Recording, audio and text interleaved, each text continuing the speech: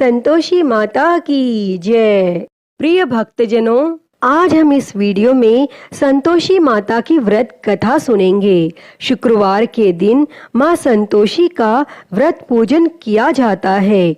इस पूजा के दौरान माता की आरती, पूजन तथा अंत में माता की कथा सुनी जाती है।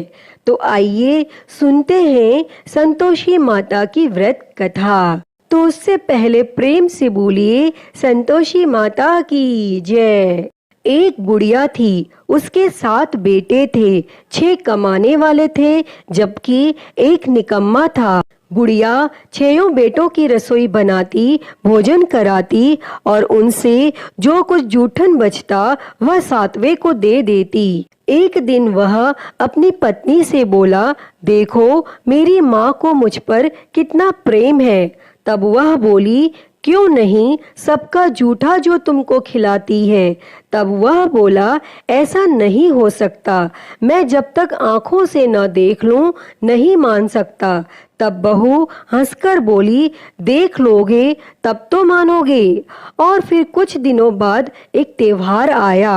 घर में 7 प्रकार के भोजन और चूरमे के लड्डू बने। तब वह जांचने को सिर दुखने का बहाना कर पतला वस्त्र सिर पर ओढ़े रसोई घर में सो गया। वह कपड़े में से सब देखता रहा। 6 भाई भोजन करने आए। उसने देखा माँ ने उनके लिए सुंदर आसन बिछा नाना प्रकार की रसोई परोसी और आग्रह करके उन्हें जिमाया, और यह सब वह देखता रहा। और जब 6 भाई भोजन करके उठे तब माँ ने उनकी जूठी थालियों में से लड्डू के टुकड़े उठाकर एक लड्डू बनाया और जूठन साफ कर बुढ़िया माँ ने उसे पुकारा, बेटा 6 भाई भोजन कर गए, अब तू ही बाकी है, उठ तू कब खाएगा। और वह कहने लगा, माँ मुझे भोजन नहीं करना, मैं अब परदेश जा रहा हूँ। माँ ने कहा, कल जाता हो तो आज चला जा। वह बोला, हाँ हाँ आज ही जा रहा हूँ। और यह कहकर वह घर से निकल गया। और चलते समय पत्नी की याद आ गई और वह गौशाला में उपले थाप रही थी। तब वहां जाकर वह बोला, हम जावे परदेश, आवेंगे कुछ काल, तुम रहियो संतोष से धर्म अपना पाल। तब वह बोली, जाओ पिया आनंद से रहो, हमारो सोच हटाए, राम भरोसे हम रहे, ईश्वर तुम्हें सहाय। 2 निशानी आपन देख धरू मैं धीर, सुधी मति हमारी बिसारियो, रखियो मन गंभीर। तब वह बोला, मेरे पास तो कुछ नहीं, यह अंगूठी है सो ले लो और अपनी कुछ निशानी मुझे दे दो। वह बोली, मेरे पास क्या है, यह गोबर भरा हाथ है। यह कहकर उसकी पीठ पर गोबर के हाथ की थाप मार दी और वह वहां से चल दिया। चलते चलते दूर देश पहुंचा और वहां पर एक साहूकार की दुकान थी। वहां जाकर वह कहने लगा, भाई मुझे नौकरी पर रख लो। तब साहूकार को भी जरूरत थी। वह बोला, रह जा। और तब उस लड़के ने पूछा, तनख्वाह क्या दोगे? साहूकार ने कहा, काम देखकर दाम मिलेंगे। तब उसे साहूकार की नौकरी मिली और वह सुबह 7 बजे से रात 10 बजे तक नौकरी करने लगा। और कुछ दिनों बाद दुकान का सारा लेन देन, हिसाब किताब, ग्राहकों को माल बेचना, सारा काम करने लगा। साहूकार के 7-8 नौकर थे, वे सब चक्कर खाने लगे। यह तो बहुत होशियार बन गया। तब सेठ ने भी इसका काम देखा और 3 महीने में ही उसे आधे मुनाफे का हिस्सेदार बना लिया और कुछ वर्ष में ही वह नामी सेठ बन गया और वह मालिक सारा कारोबार उस पर छोड़कर चला गया। और इधर उसकी पत्नी को सास ससुर दुख देने लगे। सारी गृहस्थी का काम करा के उसे लकड़ी लेने जंगल में भेजते। इस बीच घर के आटे से जो भूसी निकलती उसकी रोटी बनाकर रख दी जाती और फूटे नारियल की नारेली में पानी। एक दिन वह लकड़ी लेने जा रही थी। रास्ते में बहुत सी स्त्रियां संतोषी माता का व्रत करती दिखाई दी। वह वहां खड़ी होकर कथा सुनने लगी और पूछा कि बहनों, तुम किस देवता का व्रत करती हो और उसके करने से क्या फल मिलता है? यदि तुम इस व्रत का विधान मुझे समझा कर कहोगे तो मैं तुम्हारा बड़ा एहसान मानूंगी। तब उनमें से एक स्त्री बोली, सुनो, यह संतोषी माता का व्रत है। इसके करने से निर्धनता, दरिद्रता का नाश होता है और जो कुछ मन में कामना हो सब संतोषी माता की कृपा से पूरी होती है। तब उसने उससे व्रत की विधि पूछी। तब वह भक्तिन स्त्री बोली, 1.25 आने का गुड़ चना लेना, इच्छा हो तो 5.25 आने का लेना या 1.25 रुपए का भी सहूलियत के अनुसार लाना। बिना परेशानी और श्रद्धा वो प्रेम से जितना भी बन पड़े सब लेना। प्रत्येक शुक्रवार को निराहार रहकर कथा सुनना। इसके बीच क्रम टूटे नहीं, लगातार नियम पालन करना। सुनने वाला कोई न मिले तो घी का दीपक जला के उसके आगे या फिर जल के पात्र को सामने रखकर कथा कहना। और जब कार्य सिद्ध ना हो तो नियम का पालन करना। कार्य सिद्ध हो जाने पर व्रत का उद्यापन करना।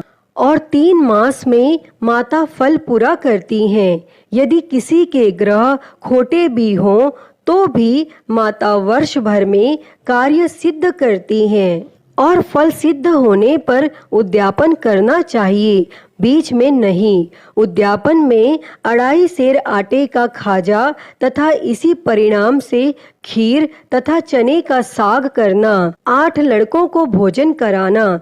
जहाँ तक मिले देवर, जेठ, भाई बंधु के हों, न मिले तो रिश्तेदारों और पास पड़ोसियों को बुलाना, उन्हें भोजन कराना। यथाशक्ति दक्षिणा दे माता का नियम पूरा करना और उस दिन घर में खटाई न खाना।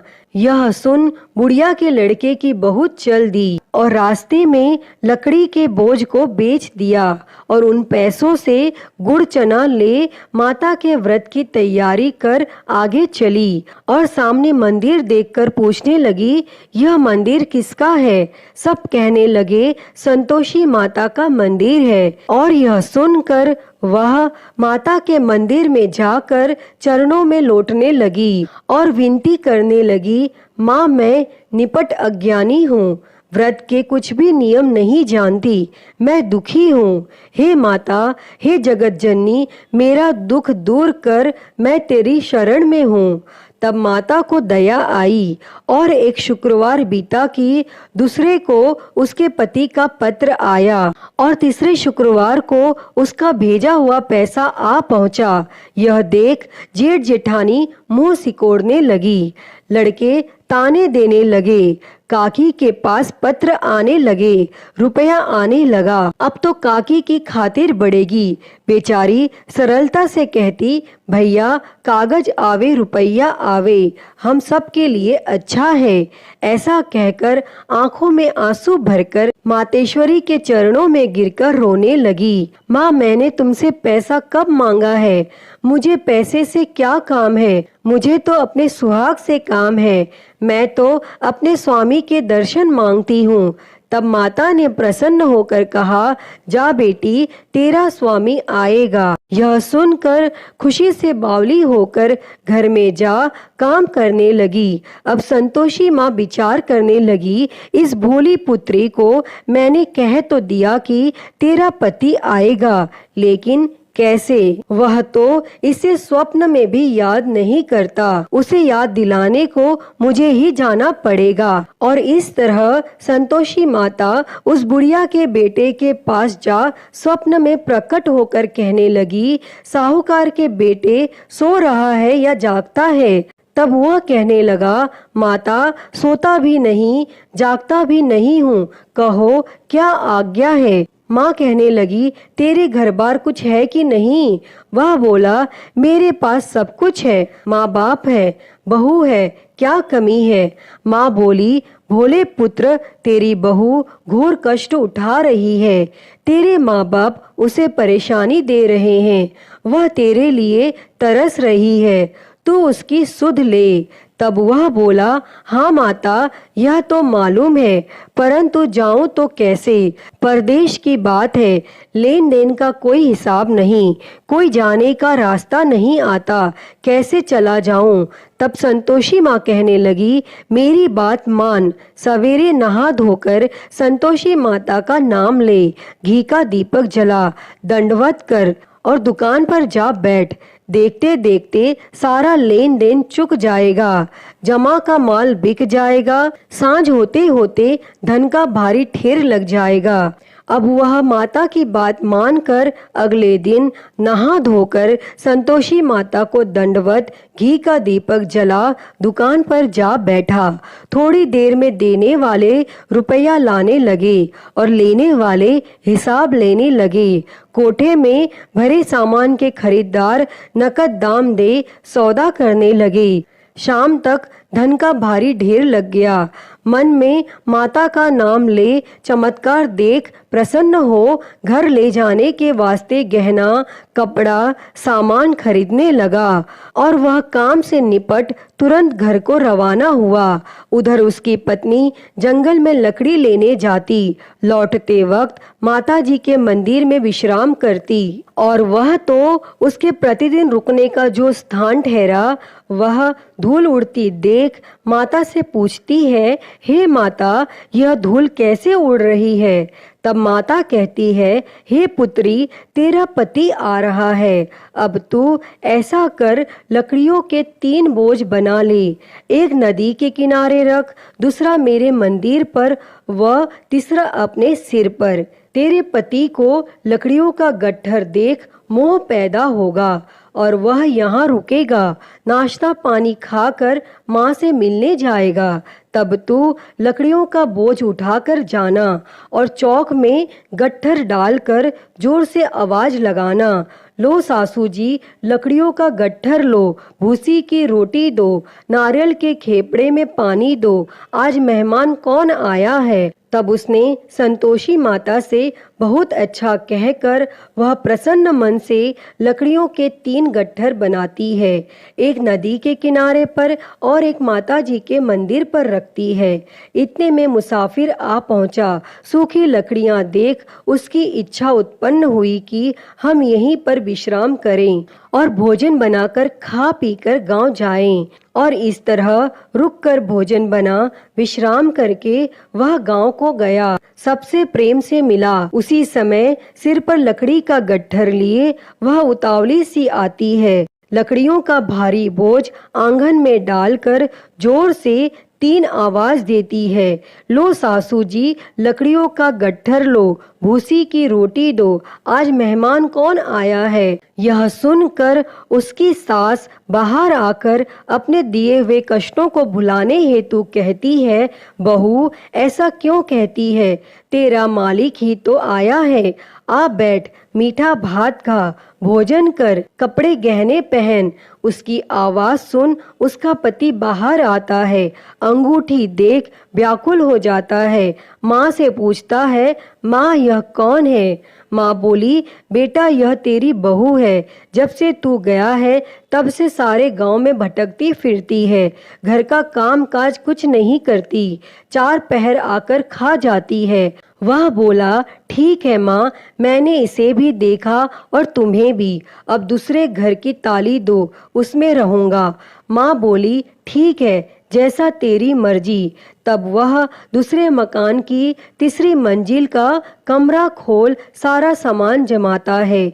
एक दिन में राजा के महल जैसा ठाट बाट बन गया।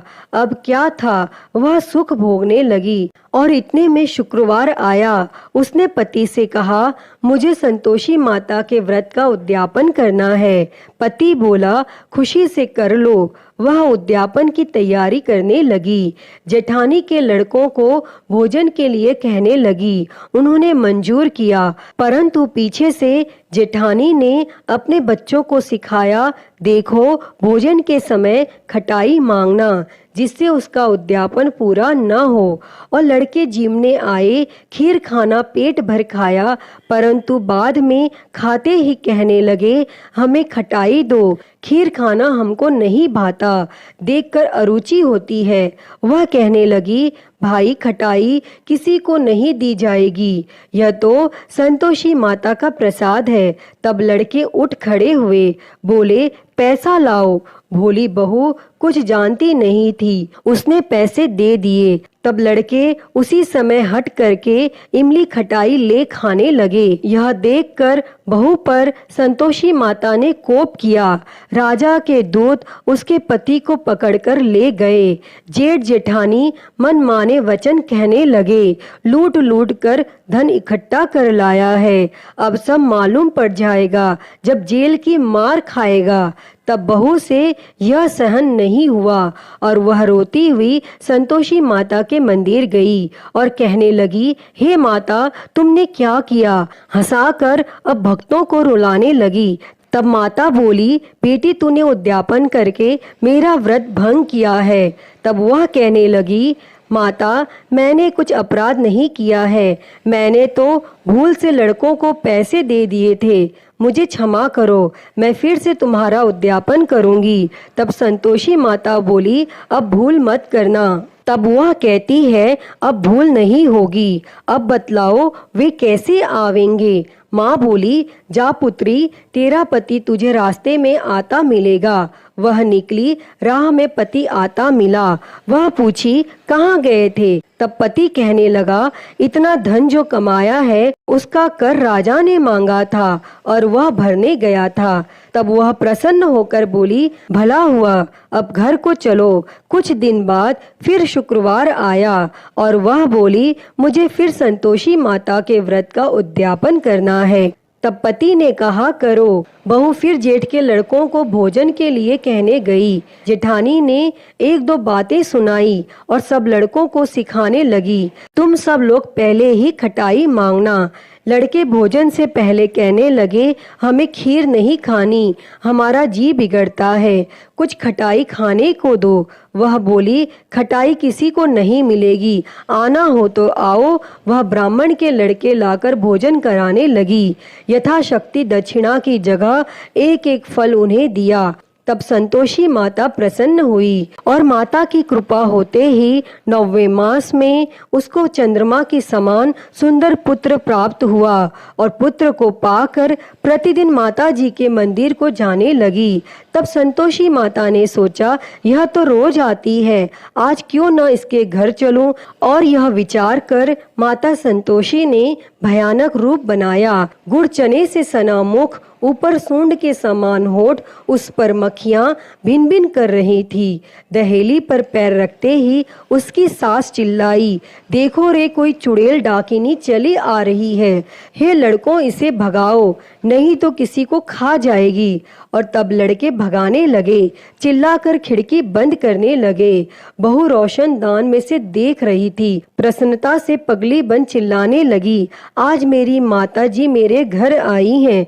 वह बच्चे को दूध पीने से हटाती है। इतने में सास का क्रोध फट पड़ा। वह बोली, क्या उतावली हुई है? बच्चे को पटक दिया और इतने में माँ के प्रताप से लड़के ही लड़के नजर आने लगी। वह बोली, माँ, मैं जिसका व्रत करती हूँ यह संतोषी माता है। तब सब ने माता जी के चरण पकड़ लिए और विनती कर कहने लगे, हे माता, हम मूर्ख हैं, अज्ञानी हैं, तुम्हारे व्रत की विधि हम नहीं जानते, व्रत भंग कर हमने बड़ा अपराध किया है। जगमाता, आप हमारा अपराध क्षमा करो। और फिर इस प्रकार संतोषी माता प्रसन्न हुई। हे माँ संतोषी, बहू पर प्रसन्न होकर बहू को जैसा फल दिया वैसा ही फल इस कथा को कहते, सुनते और हुंकारा भरते सबको देना, सबके मनोरथ को पूर्ण करना।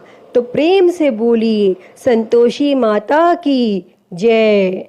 प्रिय भक्तजनों, मैं उम्मीद करती हूँ कि आपको यह संतोषी माता की व्रत कथा पसंद आई होगी और अगर वीडियो अच्छी लगी हो तो इसे लाइक करें, ज़्यादा से ज़्यादा शेयर करें और कमेंट बॉक्स में संतोषी माता की जय लिखना ना भूलें। और हरिहर भक्ति चैनल पर आप नए हैं तो इस चैनल को सब्सक्राइब कर नोटिफिकेशन बेल को ज़रूर ऑन कर लें। हर हर महादेव। धन्यवाद।